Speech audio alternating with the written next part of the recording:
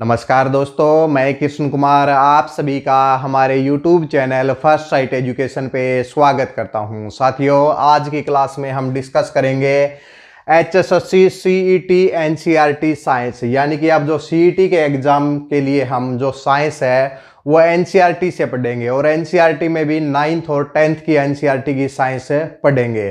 तो आज हम एक टॉपिक उठा रहे हैं और टॉपिक का नाम हमारा परमाणु एवं अणु, एटम एंड दी मॉलिक्यूल भाई। तो इस टॉपिक को पढ़ेंगे। अब जितनी भी जो साइंस है अब हम 9th और 10th की NCERT से पढ़ेंगे भाई। देखिए भाई, बुक है 9th क्लास की बुक है। अगर आपके पास अगर पुरानी बुक है तो भाई उसको उठा लीजिए, या फिर नहीं है तो भाई बाजार से खरीद लीजिए और इसी से साइंस पढ़िए, क्योंकि अभी अभी चेयरमैन साहब ने बताया है कि जो साइंस है जो कि 11th-12th लेवल तक आती थी अब वो 10th लेवल तक आएगी और NCERT से ज़्यादा क्वेश्चन पूछे जाएंगे। चाहे वो कोई भी टॉपिक हो, चाहे वो जीके का हो तो जीके भी NCERT से पूछी जाएगी। इसलिए आपके पास टाइम है तो भैया NCERT से आप पढ़े।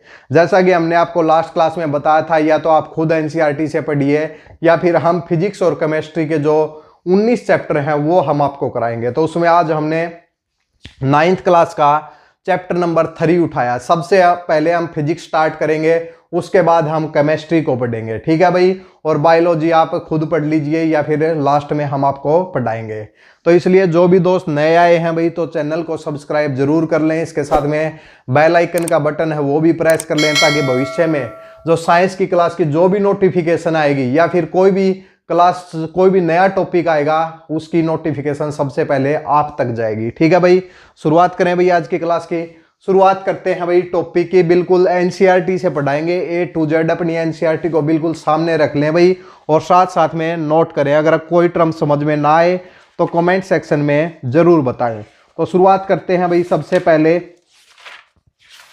हमारे चैप्टर की। चैप्टर नंबर 3 है भाई 9th क्लास का, एटम एंड मॉलिक्यूल। और हिंदी में अगर बात करें दोनों लैंग्वेज में पढ़ाएंगे, परमाणु एवं अणु भाई, ठीक है भाई। तो अब देखिए भाई, सबसे पहली जो टर्म हम इसके अंदर उठाएंगे एटम, यानी कि परमाणु भाई। तो एटम क्या होते हैं? एटम या फिर परमाणु, एटम या फिर परमाणु तो ये होते क्या है भाई? देखिए भाई, बुक के अंदर लिख रखा है। इसकी हिस्ट्री के ऊपर जाएं सबसे पहले।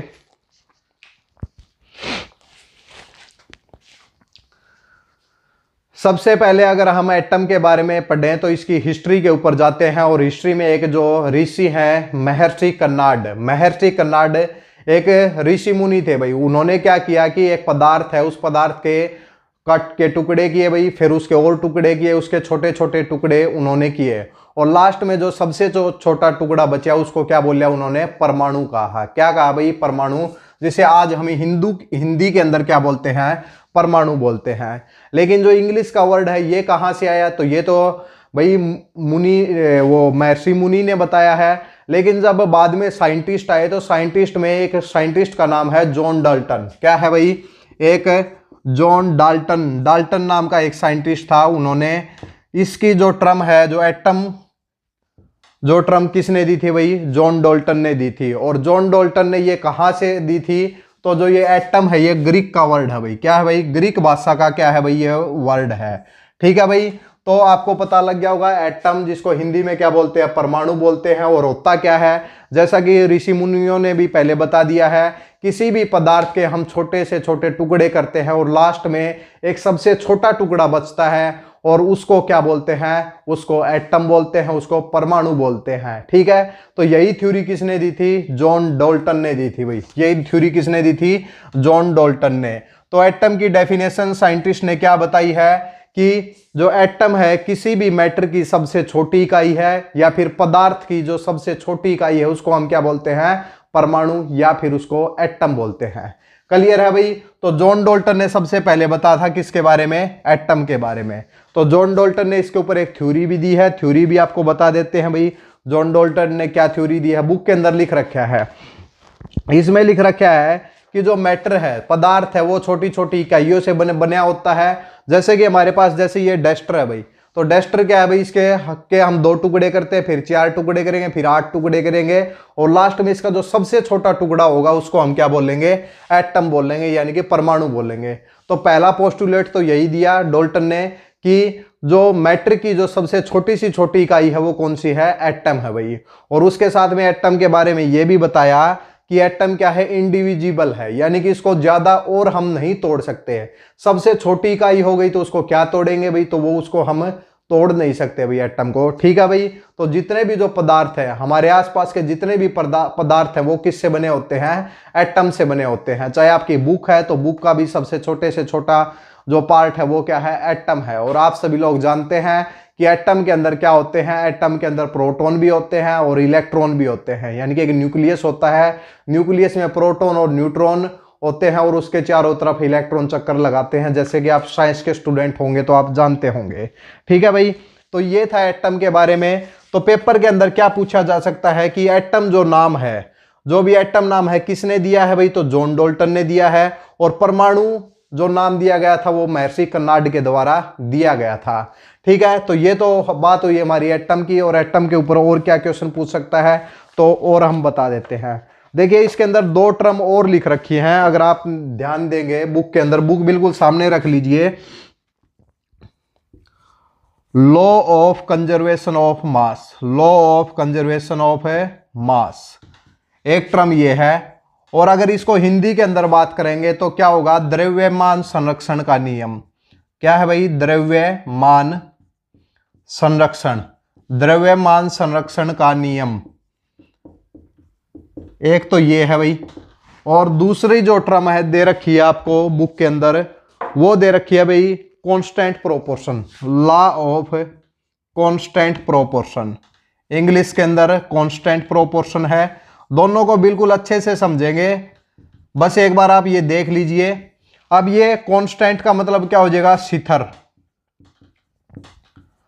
शिथिर अनुपात का नियम, शिथिर अनुपात का नियम। भाई ये दोनों टर्म को बहुत अच्छे से समझना जरूरी है। देखिए भाई पहला है law of conservation of mass. तो फिजिक्स के अंदर ये मास के कंजर्वेशन का एक लॉ है कि मास की ना तो किसी रिएक्शन के अंदर क्रिएट किया जा सकता, ना मास को डिस्ट्रॉय किया जा सकता। हालांकि मास क्या रहता है, कांस्टेंट रहता है। तो क्या होता है, किसी भी केमिकल रिएक्शन के अंदर, किसी भी अभिक्रिया के अंदर, क्रिया के अंदर जो द्रव्यमान है वो क्या रहता है, संरक्षित रहता है, ना वो बदलता है, बल्कि एक फॉर्म से दूसरी फॉर्म के अंदर कन्वर्ट हो जाता है। यानी कि जो मास है वो कभी नहीं बदलता, बल्कि एक फॉर्म से दूसरी फॉर्म में कन्वर्ट हो जाता है। ठीक है भाई। तो ये law of conservation of mass है। दूसरी जो टर्म आप देख रहे हैं यहाँ पे, लॉ ऑफ कांस्टेंट प्रोपोर्शन। तो ये क्या है भाई, कांस्टेंट प्रोपोर्शन क्या है भाई। ठीक है भाई। तो इस दुनिया के अंदर कोई भी अगर कंपाउंड पाया जाता है या फिर कोई भी एलिमेंट पाया जाता है वो कांस्टेंट प्रोपोर्शन के अंदर होता है। तो एक छोटा सा एग्जांपल हम आपको बता देते हैं, वाटर भाई सभी लोग जानते होंगे, पानी भाई। तो पानी का जो फार्मूला क्या है वो है H2O। क्या है भाई, H2O। वैसे थोड़ा बहुत जानते होंगे तो हाइड्रोजन का मास कितना होता है भाई, हाइड्रोजन का मास कितना होता है, 1 होता है। और कितने हाइड्रोजन है, 2 हैं, तो हाइड्रोजन का मास कितना है, 2 है भाई। ऑक्सीजन का एटॉमिक नंबर कितना होता है, थोड़ा बहुत जानते होंगे तो 8 होता है। मास नंबर करें तो 16 होता है। तो इनका जो मास का जो रेशियो क्या है, तो 2 8 16, यानी कि 1:8, 1:8। यानी कि पानी इस दुनिया के अंदर अगर कहीं पर भी पाया जाता है, किसी भी फॉर्म के अंदर पाया जाता है इस दुनिया में, पानी कहीं पर भी देख लो तो उसके अंदर हाइड्रोजन की मात्रा कितनी है, अगर 1 ग्राम है तो ऑक्सीजन कितना है, 9 ग्राम है। या फिर ये कह सकते हैं 9 ग्राम जो आपका पानी है, 9 ग्राम अगर पानी आप लेते हैं तो उसके अंदर 1 ग्राम क्या है, हाइड्रोजन है, और 8 ग्राम क्या है, उसके अंदर ऑक्सीजन है भाई। तो ये बिल्कुल ध्यान रखेंगे। ये लॉ क्या है, law of the constant proportion. यानी कि अलग अलग इसके अंदर जो भी कंपाउंड किसी भी एलिमेंट से या फिर किसी भी एटम से बना हुआ होता है वो कांस्टेंट प्रोपोर्शन के अंदर लाई करती हैं, चाहे कोई भी मटेरियल हो। ठीक है भाई। जैसे कि अमोनिया ले लेते हैं भाई, हम दूसरा क्या ले लेते हैं, अमोनिया ले लेते हैं, NH3। पेपर के अंदर ये पूछा जाए कि अमोनिया का फॉर्मूला क्या होता है, तो आपको क्या बताना है, NH3 भाई। N मतलब नाइट्रोजन, नाइट्रोजन का मास कितना होता है, जिसका एटॉमिक नंबर 7 होता है, मास नंबर 14 होता है। हाइड्रोजन का कितना होता है, 3 होता है। तो इसका जो प्रोपोर्शन, मास का प्रोपोर्शन क्या है अमोनिया का, 14:3। यानी कि अगर हम 17 ग्राम अगर हम अमोनिया लेते हैं तो उसके अंदर 14 ग्राम क्या पाई जाती है, नाइट्रोजन पाई जाती है और 3 ग्राम क्या है, हाइड्रोजन पाई जाती है। उम्मीद है कि बहुत अच्छे से दोनों टॉपिक आपको क्लियर हुए होंगे। ठीक है भाई, पानी का फार्मूला यानी कि पेपर में पूछा जाए 9 ग्राम पानी के अंदर हाइड्रोजन बताओ तो कितनी होगी, 1 ग्राम होगी। ऑक्सीजन पूछे तो 8 ग्राम होगी। इसके बाद में अमोनिया में नाइट्रोजन 14 ग्राम और हाइड्रोजन कितनी है भाई, 3 ग्राम। मान लिया कि 34 ग्राम हमने अमोनिया ले लिया तो क्या हो जाएगा, 28 ग्राम तो नाइट्रोजन हो जाएगा और 6 ग्राम क्या हो जाएगा, हाइड्रोजन हो जाएगा। क्लियर है भाई? अगर बहुत अच्छे से अगर टॉपिक क्लियर हो रहे हैं तो साथ साथ में वीडियो को लाइक और शेयर करने का भी प्रयास करें। ये टॉपिक हमारा क्लियर हो गया। अब हम थोड़ा सा आगे की तरफ बढ़ते हैं। इसके बाद अगला जो छोटा सा टॉपिक लेते हैं, इसका स्क्रीनशॉट लें भाई एक बार।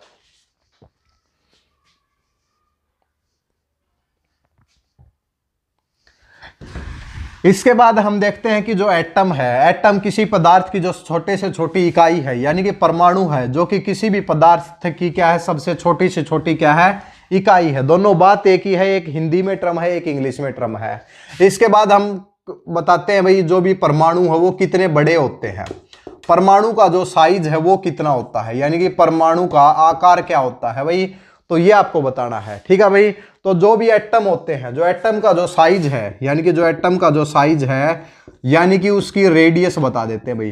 तो एटम की जो रेडियस है वो कितनी होती है, वो नैनोमीटर में होती है, यानी कि 10⁻⁹ मीटर में होती है भाई। क्लियर है? जो एटम का जो साइज है उसकी अगर रेडियस की बात करें, मान लिया कि ये हमारे पास एटम है तो इसकी जो रेडियस है वो कितनी होती है, 10⁻⁹ मीटर होती है। कितनी होती है भाई, 10⁻⁹ मीटर होती है। कुछ एलिमेंट हैं जिनके हम लिख देते हैं भाई। हाइड्रोजन का एटम है, देखिए भाई एक टेबल आप देख रहे होंगे, पेज नंबर है भाई आपका 33। Hydrogen, hydrogen atom of the hydrogen, atom of hydrogen की जो रेडियस है वो 10⁻⁻10 मीटर होती है। इसके बाद में लिख रखा है कि मॉलिक्यूल ऑफ वाटर, पानी का जो मॉलिक्यूल है उसकी जो रेडियस है वो कितनी होती है, वो 10⁻⁹ होती है भाई। उसके बाद में लिख रखा है हीमोग्लोबिन, हीमोग्लोबिन मतलब कि अपना जो भी ब्लड है, तो ब्लड की जो रेडियस क्या होती है, इसका जो छोटे से छोटा मॉलिक्यूल होता है वो 10⁻⁸ यानी कि ब्लड, हीमोग्लोबिन बोलते हैं वैसे। ठीक है भाई, इसके बाद में और आपको लिखने की जरूरत नहीं है, एप्पल की, आंट की, चींटी की और जो हमारी मिट्टी है उसका छोटे से छोटा कण 10⁻⁴ मीटर होती है। यानी कि जो मिट्टी का कण है उससे भी यानी कि लाख गुना छोटा क्या होता है, एटम होता है। तो देख लो भाई एटम बिल्कुल क्या है, साइज बिल्कुल क्या है, इसका स्मॉल है। तो कितने बड़े होते हैं ये आपको बता दिया हमने। पेपर के अंदर पूछा जाए कि जो भी एटम है उसकी रेडियस किसके इक्वल होती है, तो हम बोलेंगे नैनोमीटर, यानी कि 10⁻⁹ मीटर के इक्वल होती है। इसके बाद कुछ एलिमेंट के नाम हैं जो कि आपको याद रखने हैं, पीछे भी आपने पढ़े होंगे और अब भी आपको वो पढ़ने पड़ेंगे। अगर आप साइंस 12th लेवल तक पढ़ चुके हैं या 10th लेवल तक भी बहुत अच्छे से पढ़ी है तो आपको कोई भी दिक्कत नहीं आएगी एलिमेंट को याद रखने में। ठीक है, इसके बाद कुछ जैसे कि हम आपके पास पूछे एल्यूमिनियम भाई, तो एल्यूमिनियम क्या है भाई, एल्यूमिनियम को किस चीज से डिनोट करते हैं, तो बुक के अंदर लिख रखा है भाई Al, क्या लिख रखा है भाई, Al, Al मतलब एल्यूमिनियम हो जाएगा। उसके बाद आर्गन है, तो आर्गन को किस चीज से रिप्रेजेंट करते हैं हम, Ar से। किससे भाई, Ar से। बुक के अंदर बुक बिल्कुल सामने रखें। उसके बाद बैरियम है, बैरियम Ba से डिनोट करते हैं, बोरोन को B से डिनोट करते हैं, ब्रोमीन को Br से, जो पीरियोडिक टेबल है उससे हम बता रहे हैं। कैल्शियम Ca होता है, कार्बन C होता है, क्लोरीन Cl होता है, कोबाल्ट CO लिखते हैं। तो ये एलिमेंट को किस प्रकार हम डिनोट करते हैं ये सब आप सभी जानते होंगे। इसके बाद एक टर्म है एटॉमिक मास, इसके बाद एक टर्म है जो आपको पढ़नी है, क्या है भाई, एटॉमिक मास। तो ये क्या होता है, एटॉमिक मास यूनिट भी हम बोलते हैं AMU, AMU।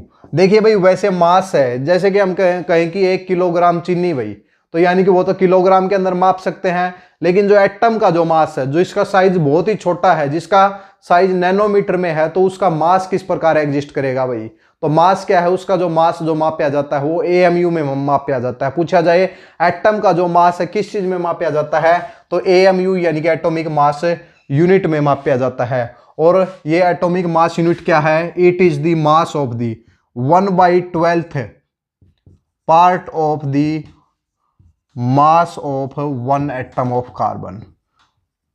Atom of one atom of carbon. जो भी कार्बन का एक परमाणु है, एक परमाणु का जो 1/12वां हिस्सा है वो क्या होता है भाई, वो AMU होता है। तो इसके ऊपर ज्यादा आपको डिटेल में जाने की जरूरत नहीं है, बिल्कुल यहीं पे छोड़ दें, ज्यादा इसको डिटेल में ना जाएं, ठीक है भाई। जैसे कि कुछ मास है हमारे पास, जैसे कि टेबल भी बना रखी है, हाइड्रोजन का मास कितना होता है, पीरियोडिक टेबल से हम सभी जानते हैं हाइड्रोजन का जो मास है वो कितना होता है, 1 होता है। उसके बाद पूछा है कि कार्बन का मास कितना होता है भाई AMU में, तो कार्बन का एटॉमिक नंबर जिसका 6 होता है, तो मास कितना होता है भाई, 12 होता है। उसके बाद नाइट्रोजन दे रखा है भाई, तो नाइट्रोजन क्या है भाई, नाइट्रोजन जिसका एटॉमिक नंबर 7 होता है, मास नंबर 14 होता है। उसके बाद ऑक्सीजन है, ऑक्सीजन का एटॉमिक नंबर कितना है भाई, 8 होता है, तो मास नंबर कितना हो जाएगा, 16, लगभग दुगना होता है। उसके बाद सोडियम भाई, तो सोडियम का जो एटॉमिक नंबर है वो क्या होता है, 11, लेकिन मास नंबर क्या होता है, 23 होता है। तो हाइड्रोजन का कितना मास नंबर होता है, 1, कार्बन का कितना हो जाएगा, 12, नाइट्रोजन का 14, ऑक्सीजन का 16 और सोडियम का 23। ये सब 10वीं तक आपने पढ़ा होगा। और अब एग्जाम में भी यहीं से कई बार एग्जाम में पूछा जाता है, केमिकल फॉर्मूला पूछ लेता है भाई, बताइए भाई वो आपका सोडे का फार्मूला क्या होता है, क्विक लाइम का क्या फार्मूला होता है, प्लास्टर ऑफ पेरिस का फॉर्मूला क्या होता है, तो वो सब हम आपको यहीं पे पढ़ाएंगे भाई, ठीक है भाई। कैल्शियम है, कैल्शियम का जो मास नंबर यानी कि एटॉमिक नंबर 20 होता है और मास नंबर कितना हो जाएगा भाई, 40 हो जाएगा। इसके बाद क्लोरीन है, क्लोरीन का जो एटॉमिक नंबर कितना होता है भाई, क्लोरीन का एटॉमिक नंबर 17 होता है। क्लोरीन का एटॉमिक नंबर कितना होता है, 17, लेकिन मास नंबर होता है 35.5। कितना होता है भाई, 35.5। सल्फर जिसका एटॉमिक नंबर कितना होता है, 16 होता है, लेकिन मास नंबर कितना आ जाएगा, 32 आ जाएगा। कितना आ जाएगा, 32 आ जाएगा। तो ये सब आपको याद रखने, एक बार स्क्रीनशॉट लें इस टेबल का कि मास नंबर किस प्रकार होते हैं, हाइड्रोजन का 1, कार्बन का 12, नाइट्रोजन का 14, ऑक्सीजन का 16, सोडियम का 23, क्लोरीन का 40, कैल्शियम का 40, क्लोरीन का 35.5, सल्फर का 32। एक बार स्क्रीनशॉट लें, फिर आगे की तरफ बढ़ेंगे।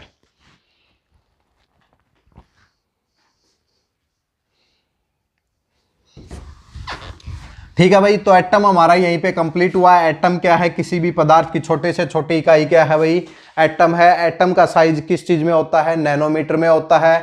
इसके बाद में एटम जो हाइड्रोजन के एटम है, तो हाइड्रोजन का एक मास नंबर 1 होता है। उसके बाद में कैल्शियम का कितना होता है, 40 होता है। तो ये सब हम पढ़ चुके हैं।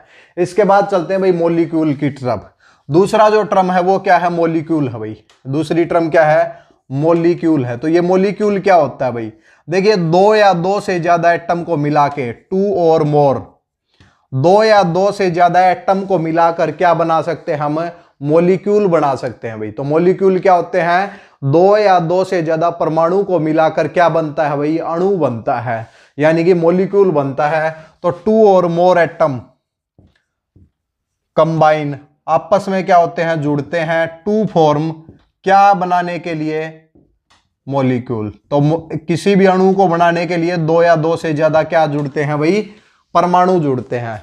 तो 2 या 2 से ज्यादा एटम को मिलाकर क्या बनता है, परमाणु बनता है। तो ये आपको याद होना चाहिए भाई, क्लियर है।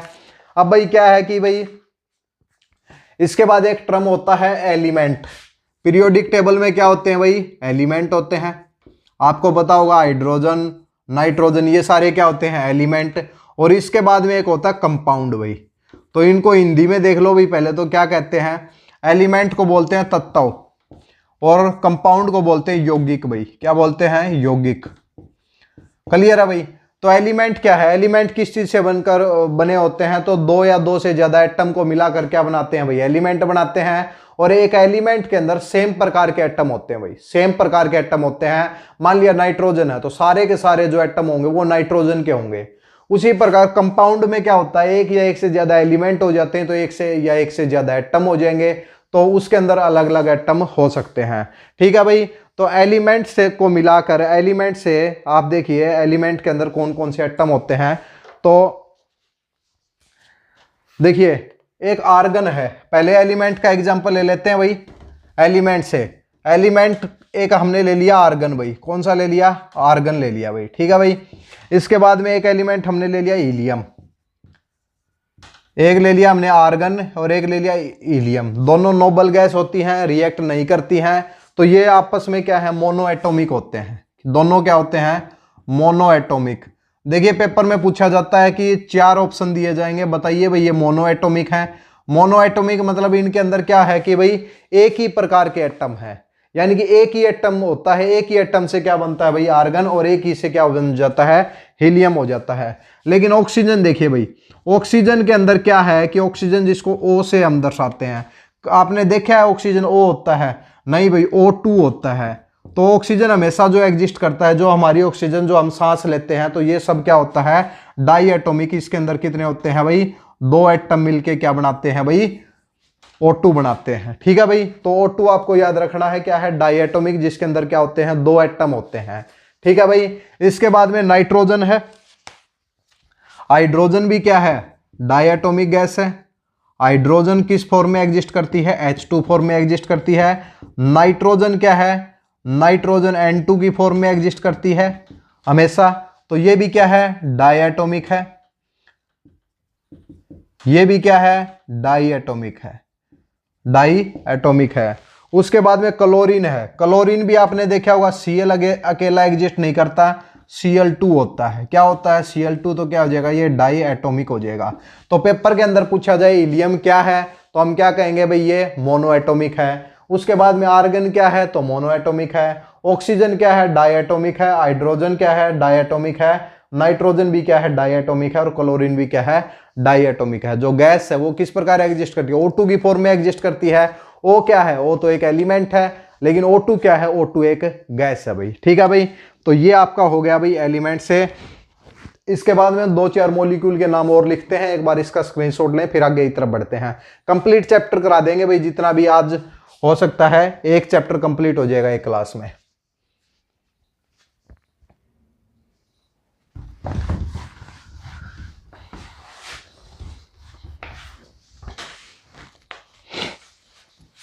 इसके बाद आ जाओ भाई कंपाउंड के ऊपर। तो कंपाउंड में क्या होता है भाई, एक या एक से ज्यादा, यानी कि एटम या फिर एक या एक से ज्यादा एलिमेंट मिलकर बनाते हैं। तो कंपाउंड यानी कि यौगिक भाई, कंपाउंड में हमें यौगिक बोलते हैं जिसे। इसमें हमें याद रखना है भाई कुछ फॉर्मूले। कोई पूछे कि वाटर का फॉर्मूला क्या है, 4 ऑप्शन दे दे भाई। पानी का क्या फॉर्मूला होता है, तो हमें क्या बात बतानी है, H2O भाई। क्या होता है, H2O। और फिर पूछा जाए इसके अंदर हाइड्रोजन और ऑक्सीजन किस रेशियो में लाई करते हैं, तो ये कितना हो जाएगा, एक हाइड्रोजन का मास 1 होता है, 2 का 2 हो जाएगा। ऑक्सीजन का कितना होता है, 16 होता है। रेशियो निकालेंगे 1:8 में, यानी कि 9 ग्राम पानी के अंदर 1 ग्राम हाइड्रोजन और 8 ग्राम क्या हो जाएगी, ऑक्सीजन हो जाएगी। उसके बाद में पूछा जाए अमोनिया, अभी अभी हमने बताया है कि अमोनिया, अमोनिया क्या होता है भाई, फॉर्मूला क्या है, NH3 भाई। क्या होता है, NH3, जिसके अंदर नाइट्रोजन और हाइड्रोजन होते हैं। नाइट्रोजन कितनी होती है भाई, नाइट्रोजन और हाइड्रोजन, लेकिन नाइट्रोजन का जो मास नंबर अभी अभी हमने आपको बताया था 14, और हाइड्रोजन का कितना होता है, 3 मॉलिक्यूल है, तो कितना आ जाएगा, 14:3, यानी कि 17 ग्राम अगर अमोनिया को डिकम्पोज करते हैं तो 14 ग्राम निकलेगा नाइट्रोजन, और 3 ग्राम क्या निकलेगा भाई, 3 ग्राम निकलेगा आपका हाइड्रोजन भाई। इसके बाद कार्बन डाइऑक्साइड, क्या फार्मूला होता है भाई, कमेंट सेक्शन में बताएं। कार्बन डाइऑक्साइड क्या होता है भाई, CO2। क्या फॉर्मूला होता है, CO2 होता है। और C, कार्बन का जो मास होता है 12 होता है, और इसका कितना होता है भाई, 6 एटॉमिक नंबर है, और इसका कितना हो जाएगा, 16 दूनी 32 आ जाएगा। यहां से 4 3 12, 4 8 32, यानी कि हम ये कह सकते हैं कि अगर हमारे पास 11 ग्राम कार्बन डाइऑक्साइड है तो उसमें 3 ग्राम कार्बन है, और उसमें 8 ग्राम क्या है, ऑक्सीजन है। उसमें क्या है, 8 ग्राम ऑक्सीजन एग्जिस्ट करती है। तो ये आपका भाई हो गया कंपाउंड से। तो तीनों याद रखेंगे, पेपर में पूछा जाए पानी का फॉर्मूला क्या है, और जो हाइड्रोजन ऑक्सीजन किस रेशियो में लाई करते हैं। उसके बाद में अमोनिया है, अमोनिया में किस रेशियो में लाई करते हैं, 14:3 में। कार्बन डाइऑक्साइड में 3:8 में लाई करते हैं। एक बार स्क्रीनशॉट लें, फिर आगे की तरफ बढ़ते हैं।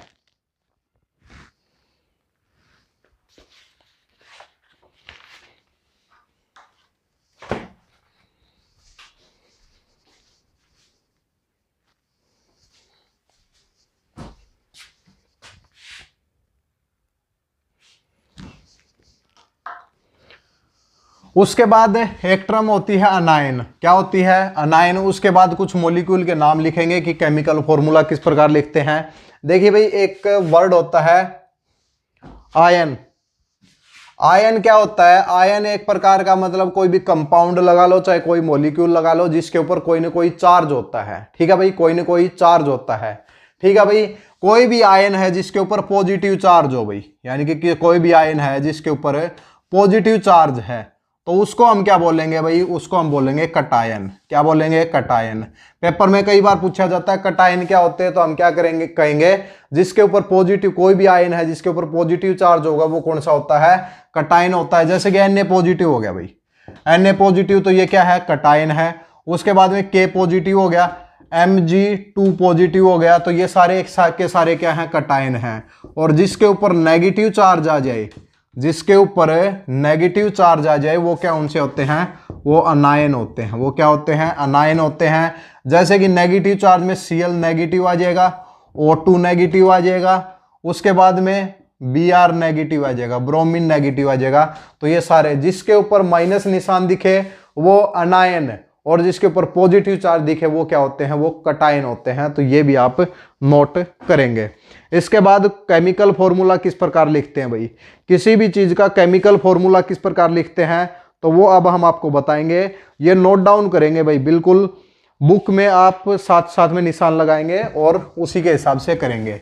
ठीक है भाई, देखिए केमिकल फॉर्मूले खुद लिखा रहे हैं हम, पेपर के अंदर पूछे जाते हैं। पहला जो केमिकल फॉर्मूला है, पहला जो केमिकल फॉर्मूला है वो हम बता रहे हैं हाइड्रोजन क्लोराइड भाई।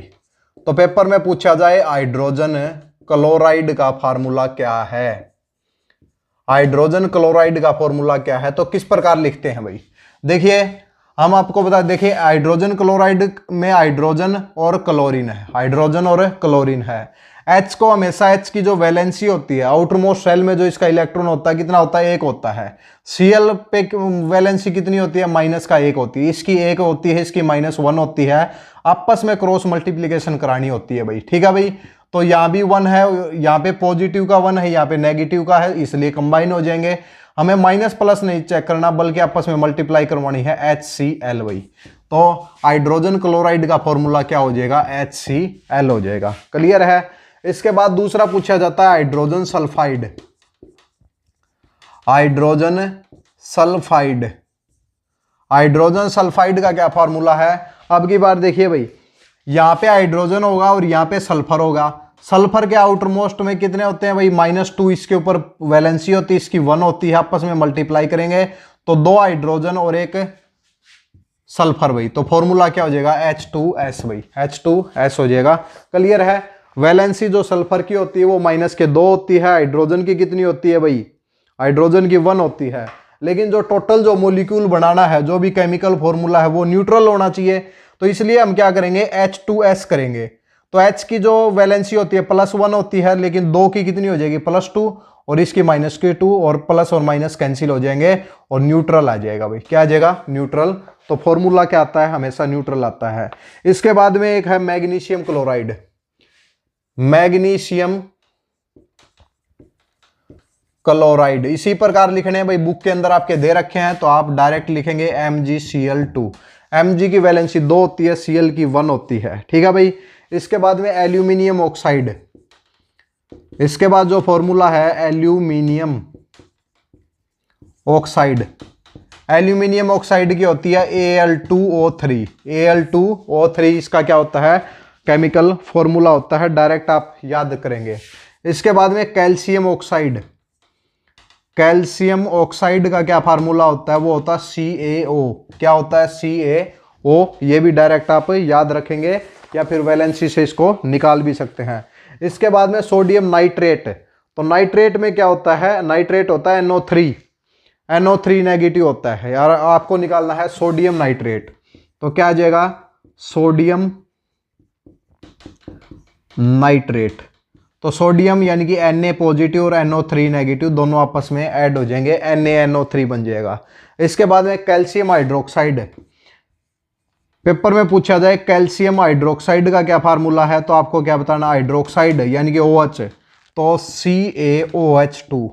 कैल्शियम हाइड्रोक्साइड का क्या फार्मूला हो जाएगा? CaOH2। सोडियम नाइट्रेट का NaNO3, कैल्शियम ऑक्साइड का CaO, एल्यूमिनियम ऑक्साइड का Al2O3 हो जाएगा। क्लियर है। इसके बाद में सोडियम कार्बोनेट का आपको बता, सोडियम कार्बोनेट का नहीं आया है, तो कार्बोनेट में क्या होता है, CO3 होता है। तो सोडियम कार्बोनेट का क्या हो जाएगा, sodium carbonate Na2CO3। Sodium carbonate का क्या हो जाएगा, Na2CO3, इसका क्या हो जाएगा, फॉर्मूला हो जाएगा। इसके बाद में ठीक है भाई, ये आप याद रखेंगे। Hydrogen chloride HCl, hydrogen sulphide H2S, magnesium chloride MgCl2, aluminium oxide Al2O3, calcium oxide CaO, sodium nitrate NaNO3, calcium hydroxide CaOH2, sodium carbonate Na2CO3, इसका क्या हो जाएगा, फॉर्मूला हो जाएगा। क्लियर है। तो ये सब आप नोट डाउन करें। उसके बाद एक चीज और बताते हैं भाई आपको, ठीक है भाई।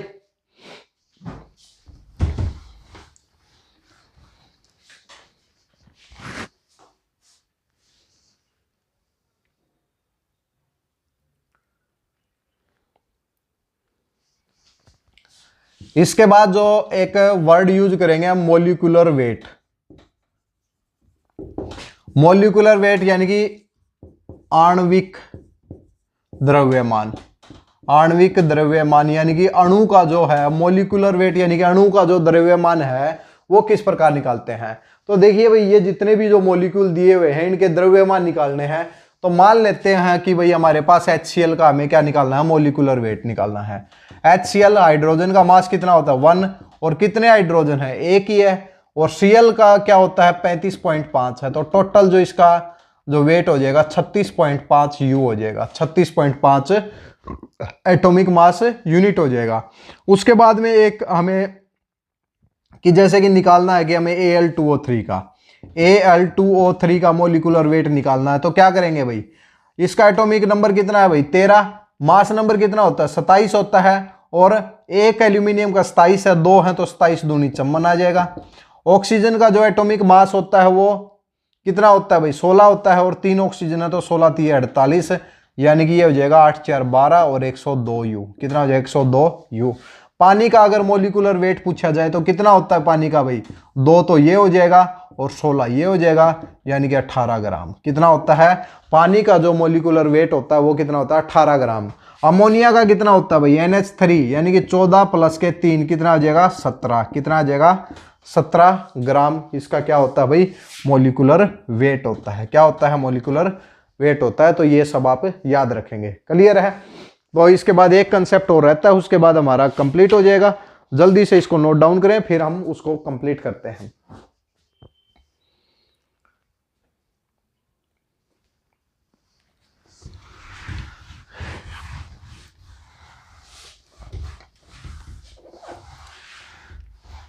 इसके बाद एक कंसेप्ट अभी मोल का। तो मोल का सीधा सीधा आपको कंसेप्ट याद रखना है कि एक मोल में कितने एटम होते हैं और एक मोल में कितने ग्राम होते हैं। तो डायरेक्ट आप याद रखेंगे, देखिए एक मोल कभी भी पूछ लिया जाए, एक मोल के अंदर कितने एटम होते हैं, तो हम कहेंगे 6.022 गुणा में 10 की पावर 23 एटम। कितने होते हैं भाई, 23 एटम होते हैं। एक मोल के अंदर 6.022 गुणा में 10⁻23 एटम होते हैं। और कभी पूछा जाए एक मोल में कितने ग्राम होते हैं, तो एक मोल उसके मोलिकुलर वेट के बराबर होता है भाई, मोलिकुलर वेट के बराबर होता है। तो ये सब आपको याद रखना है। एक मोल में कितने एटम हो जाएंगे, 6.022 गुणा में 10⁻23, और एक मोल में किसी भी मोलिक्यूल का क्या होता है, मोलिकुलर वेट होता है। तो अब जल्दी से एक बार बता देते हैं कि ऑक्सीजन मान लेते हैं भाई, ऑक्सीजन का मोलिक्यूल है कितना है भाई, O2। अब पूछा जाए कि ऑक्सीजन के जो है, ऑक्सीजन के मॉलिक्यूल के अंदर भाई कितने एटम हैं। अब कितने, हमें क्या बताना है भाई, कितने एटम है ये बताना है। इसके मान लिया कि 10 ग्राम में, इसके ऑक्सीजन के मॉलिक्यूल में 10 ग्राम के अंदर कितने एटम होंगे भाई। तो एक बात बताइए कि एक मोल में कितने एटम होते हैं, ये आपको दे रखे हैं। एक मोल किसके बराबर होता है, मोलिकुलर वेट के। तो एक मोल बताओ भाई किसके बराबर है भाई, मोलिकुलर वेट के। 16 दूनी 32, कितना हो जाएगा, 32 ग्राम। यानी कि हम ये कह सकते हैं कि 32 ग्राम में कितने एटम है भाई, 6.022 गुणा में 10⁻23। 1 ग्राम में कितने हो जाएंगे 6.022 इंटू में 10⁻23 अपॉन में कितना आ जाएगा 32। और 10 ग्राम में निकालने हैं तो 10 से मल्टीप्लाई कर दो भाई, तो ये क्या आ जाएंगे इसके एटम हो जाएंगे। तो कभी भी पेपर के अंदर पूछा जाए बताइए भाई 8 ग्राम ऑक्सीजन के मॉलिक्यूल में कितने एटम होंगे, तो 8 ग्राम में किस प्रकार निकालेंगे, 1 मोल 32 ग्राम के हो जाएगा। 32 ग्राम में ऑक्सीजन के इतने एटम लाई करते हैं, 1 के अंदर इतने लाई करेंगे, 8 के अंदर करेंगे तो 4 से करेंगे तो 1.5 गुणा में 10 की पावर 23 आ जाएगा, 23 आ जाएगा। क्लियर है। एक दो क्वेश्चन पूछ रखे हैं, क्वेश्चन बता देते हैं भाई क्या क्या पूछ रखे हैं। बताओ भाई कि एटम दे रखे हैं भाई, देखिए 12,004 गुणा में 10 की power 23 number of the helium atoms इतने दे रखे हैं, पूछ रखे हैं मोल पूछ रखे हैं भाई। देखिए भाई एक एटम दे रखे हैं 12,044 इंटू में 10 की पावर 23, ये कह रखा है कि इतने एटम दे रखे हैं, बताओ कितने मोल होंगे भाई। तो 1 मोल किसके बराबर होता है, 1 मोल इसके बराबर होता है, तो इतने में कितना होगा, इससे भाग कर दो 6.022 इंटू में 10 की पावर कितना आ जाएगा 23, तो कैंसिल करेंगे तो कितना आ जाएगा 2, तो किस मोल के बराबर हो जाएगा, क्या हो जाएगा 2 मोल हो जाएगा। क्लियर है। इसके बाद 52 ग्राम हीलियम के अंदर, 52 ग्राम हीलियम के अंदर पूछ रखा है कि कितने मोल होंगे। 52 ग्राम हीलियम, 52 ग्राम हीलियम के अंदर कितने मोल होंगे भाई। तो बताओ भाई हीलियम क्या है भाई, He है, यानी कि जिसका एटॉमिक नंबर 2 है, मास नंबर कितना है 4 है। तो बताओ भाई 4, 1 मोल किसके बराबर हुआ, 1 मोल किसके बराबर हुआ 4 ग्राम के। तो 52 ग्राम में कितने हो जाएंगे भाई, तो 52 को 4 से कर दो भाई, तो कितना आ जाएगा 13 ग्राम आ जाएगा, कितना आ जाएगा 13 ग्राम, इसका क्या आ जाएगा आंसर आ जाएगा। तो आज की क्लास में हमने जो डिस्कस किया है वो एनसीईआरटी का चैप्टर नंबर 3 9th क्लास का डिस्कस किया है, जिसके अंदर एटम क्या है, एटम किसी भी पदार्थ की छोटे से छोटी इकाई है जिसको नैनोमीटर के अंदर हम क्या करते हैं मापते हैं। मॉलिक्यूल क्या होता है, मॉलिक्यूल 2 या 2 से ज्यादा एटम को मिलाकर बनता है। मॉलिक्यूल से मॉलिक्यूलर फॉर्मूले लिखने पड़ते हैं। अगर हमारे पास अगर किसी के अंदर 1 एटम है तो वो उसको मोनोएटॉमिक बोलेंगे, जिसके अंदर 2 एटम है तो डायएटॉमिक बोल देंगे। ऑक्सीजन हो जाएगा, नाइट्रोजन हो जाएगा, हाइड्रोजन हो जाएगा, ये सारी की सारी जो गैस हैं ये डायएटॉमिक गैस हैं। इसके बाद फॉर्मूला पानी है तो पानी का फॉर्मूला H2O होता है, अमोनिया NH3 होता है। इसके बाद में कार्बन डाइऑक्साइड का CO2 होता है। इसके बाद में पूछा जाए कि भाई कितने मोल एग्जिस्ट करते हैं या फिर इनके फॉर्मूले किस प्रकार लिखने हैं, तो आपको लिख के दिखाए हैं। 1 मोल उस 6.022 इंटू 10⁻23 एटम के बराबर होता है, और 1 मोल के अंदर उसके मोलिकुलर वेट के इक्वल क्या होता है भाई, उसका वजन होता है। तो आज की क्लास को यहीं पे समाप्त करते हैं। एनसीईआरटी का एक चैप्टर कंप्लीट हो चुका है। नेक्स्ट क्लास कल 9 बजे होगी सुबह, स्ट्रक्चर ऑफ द एटम। जो एटम हमने बताया है तो इसका स्ट्रक्चर किस प्रकार होगा, कौन कौन इसको स्ट्रक्चर देने के लिए आए हैं। कोई डोल्टन आया होगा, डोल्टन के बाद थॉमसन आया होगा, थॉमसन के बाद वही रदरफोर्ड आया होगा, रदरफोर्ड के बाद में एक प्लैंक्स भी आया था, तो उन सब ने इनका क्या दिया है भाई, बोर मॉडल ऑफ एटम है। तो ये सब हम कल की क्लास में डिस्कस करेंगे। तो वीडियो अच्छी लगे तो ज़्यादा से ज़्यादा चैनल को सब्सक्राइब और वीडियो को लाइक और शेयर करने का प्रयास जरूर करें। धन्यवाद।